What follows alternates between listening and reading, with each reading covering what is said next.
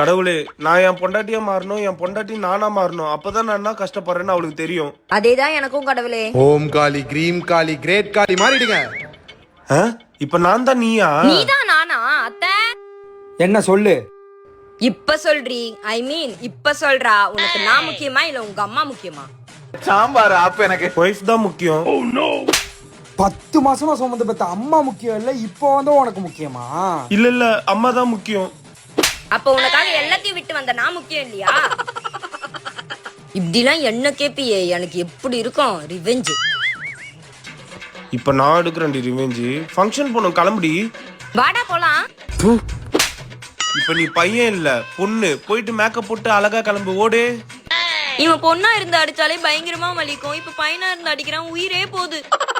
இந்த பொண்ணுங்கெல்லாம் எப்படிதான் கிளம்புதோ. கிளம்பிட்டேன்டா, போலாமா? 5 நிமிஷத்துல கிளம்புனா 5 ஹவரா கிளம்பிட்டு இருக்க. ஃபங்க்ஷனே முடிஞ்சிருக்கும், பிளான் கேன்சல்.